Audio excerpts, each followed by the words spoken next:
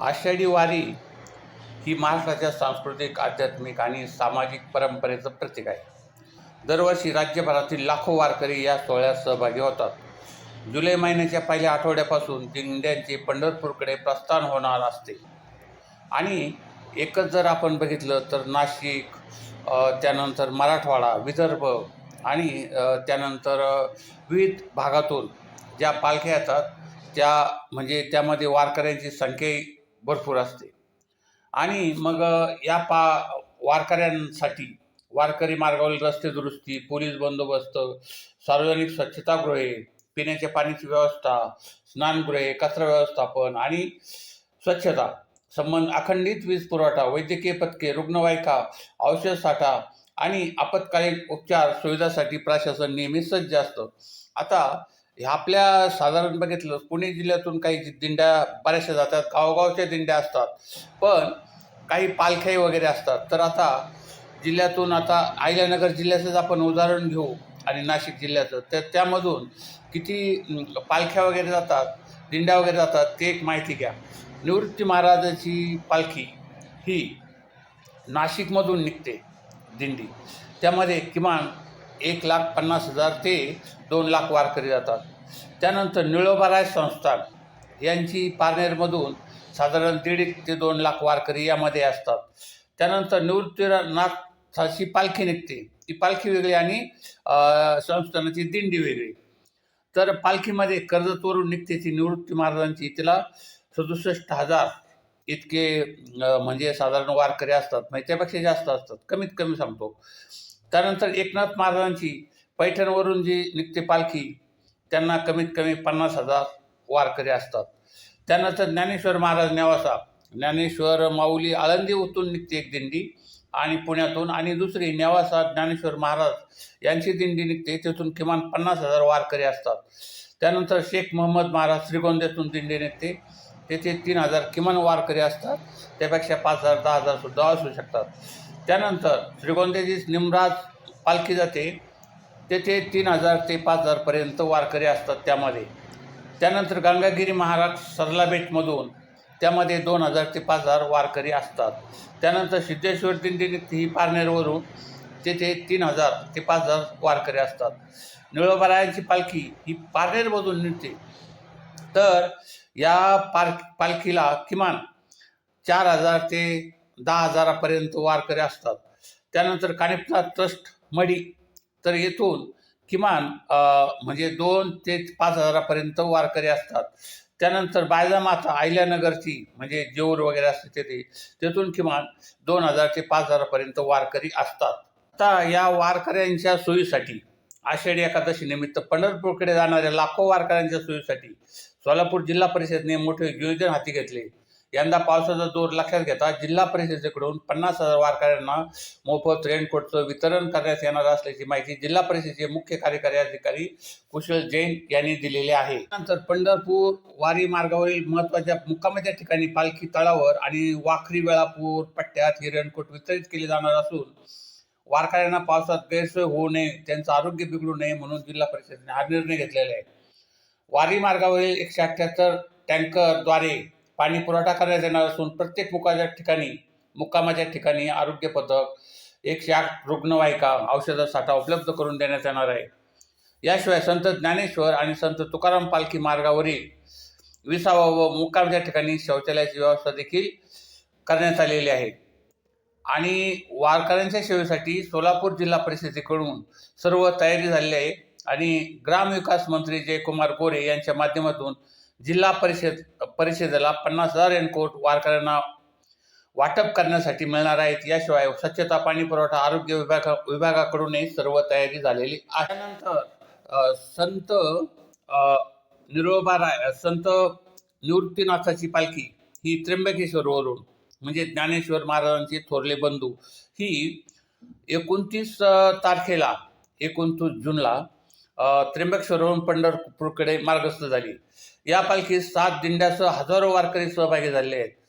26 दिवसाच्या प्रवासानंतर ही पालखी 24 जुलैला पंढरपूरमध्ये दाखल होईल आणि या पादुकांना म्हणजे संत निवृत्तीनाथाच्या पादुकांना आपल्या नगराध्यक्ष त्रिवेणी तुंगार व त्यांच्या पतीच्या हस्ते जलाभिषेक करण्यात आला आणि वारी संपायला मुक्काम गुरुस्थानी महानिर्वाणी आखाडा येथे आहे. या पालखीत सोहळ्यात ठिकठिकाणी कीर्तन भजन आरती सुरू होती. त्यानंतर ह्या निवृत्ती महाराजांच्या पालखीचा रथ हा शिसवी लाकडाचा असून 230 किलो चांदीच्या पात्र्यावर कलाकुसर करण्यात आले आणि यासाठी सुमारे 1.5 कोटी रुपये खर्च करण्यात आलेला आहे. आणि सजवलेल्या पालखीत नाथांची चांदीची प्रतिमा आणि पादुका पंढरपूरकडे रवाना झालेल्या आहेत. यंदा रथात CCTV यंत्रणाही बसवण्यात आलेली आहे. त्यानंतर संत सोपानदेव यांची जी पालखी आहे ती रविवारी सकाळी 12 जुलैला 11 वाजता मंदिरातून निघणार आहे आणि तिचा प्रस्थान होणार आहे. आणि ही पालखी म्हणजे विविध ठिकाणी मुक्काम करून पंढरपूरला 25 जुलैला पोहोचणार आहे. उन्हाचा झटका आणि घामाच्या धाराची पर्वा न करता लाखो वारकऱ्यांनी आज दिवे घाटाची अवघड चढण आज अत्यंत उत्साहात पार केली. महामार्गाचं काम सुरू असल्याने शेवा रस्त्यावरून प्रवास करावा लागल्याने रस्त्यावरील प्रचंड गर्दीमुळे वारकऱ्यांची मोठी कसोटी लागली. मात्र पांडुरंगाच्या भेटीची ओढ आणि अंतरेच्या भक्तीची बळावर सायंकाळी 7:15 वाजता माऊलीची पालखी दिवे घाट पार करून घाटमाथ्यावर सुखरूप पोचली. शनिवार आणि रविवार असा सलग 2 सुट्ट्या जोडून आल्यामुळे मोठे भाविक या पालखीच्या बघण्यासाठी दिवे घाटापर्यंत उत्सुक होते. आणि सकाळी 10:30 वाजता फुरसुंगीतून तुकाई दर्शन घेऊन माऊलीची पालखी सोहळ्याने सासवडकडे प्रस्थान ठेवलं. फुरसुंगी ते वडकी या दरम्यान महामार्गाचं काम सुरू असल्यामुळं वारकऱ्यांची खूप अडचण झाली. त्यातच फुरसुंगी, मंत्रवाडी आणि वडकीतील ग्रामस्थांनी पालखी दर्शनासाठी मोठी गर्दी केल्यामुळे वारकऱ्यांची चालण्याची वाट अधिकच अरुंद झाली. आणि रस्ता अरुंद आणि गर्दी जास्त असल्यामुळे दिंड्यांना अतिशय संत व मार्गक्रमण करावे लागले आणि शारीरिक थकाव वाढवणारी ही मोठी कसोटीच होती. पण वारकऱ्यांचा उत्साह किंचितही कमी झालेला नाही. आणि एक महत्त्वाचं म्हणजे पुण्यातील जे लोक असतात ते पालखीबरोबर सासवडपर्यंत जातात, म्हणजे पायी वारी करतात बहुसंख्य लोक. आणि मग सासवडला मुक्काम केल्यानंतर दुसऱ्या दिवशी परत घरी येतात. असाही काही म्हणजे हजारो लोकांचा रिवाज आहे. त्यामुळे या पालखीला म्हणजे खूप मोठं गर्दी निर्माण असते. परंतु ही 7 वाजता जेव्हा दिवे घाटापर्यंत ही गेली त्यामुळं यामध्ये सर्वात महत्त्वाची म्हणजे एक बाब की यावेळी खूप पालखीला उशीर झाला. कारण घाटाची चढण सुरू होता. संपूर्ण परिसर हा म्हणजे एकदम घामाच्या धाराने न्हाऊन निघाल्या आणि त्यानंतर 5 बैलजोड्या अधिक या म्हणजे याला रथाला जोडण्यात आलेल्या होत्या. तर संत तुकाराम महाराजांची पालखी ही सायंकाळी 6:45 वाजता पालखी तळावर लोणी काळभोरला पोचली आणि हजारो वारकरी, ग्रामस्थ आणि भाविकांनी तुकोबाच्या पालखीचं जल्लोषात स्वागत केलं. दिवसभर पावसाने विश्रांती घेतल्याने भाविकांना दर्शन म्हणजे पालखीचं दर्शन शांततेने घेता आलं. पालखी आगमनाच्या वेळी टाळ मृदुंगाचा निनाद, भगव्या पताकाची उधळण आणि विठ्ठल नामाच्या गजराने संपूर्ण परिसर भक्तिरसाने न्हाऊन निघाला. ग्रामीण भागातील पहिल्या मुक्कामामुळे लोणी काळभोरचे कदमाक वस्तीचे धार्मिक महत्त्व अधोरेखित झाले. वारकऱ्यांच्या मुक्कामासाठी पालखी तळावर जर्मन हँगर प्रकारचे भव्य शेड उभारण्यात आले आहे. त्यामध्ये सुमारे 3,000 ते 4,000 वारकऱ्यांच्या निवासाची व्यवस्था केलेली आहे. त्यानंतर राहू वाळकी संगम येथील योगीराज संत श्री संतराज महाराज पालखी सोहळ्यामध्ये हजारो वारकऱ्यांच्या उपस्थित झालेल्या ज्ञानोबा तुकारामाच्या गजरात भक्तिमय वातावरणात पंढरपूर या दिशेने प्रस्थान झाले. यावर्षी प्रथमच श्री संतराज महाराज पालखी सोहळ्यावर उद्योजक पोपटराव शेलार यांच्या सहकार्यातून हेलिकॉप्टरमधून पुष्पवृष्टी करण्यात आली. योगीराज श्री संतराज महाराज पालखी आषाढी पंढरपूर वारीचं हे 59वे वर्ष आहे.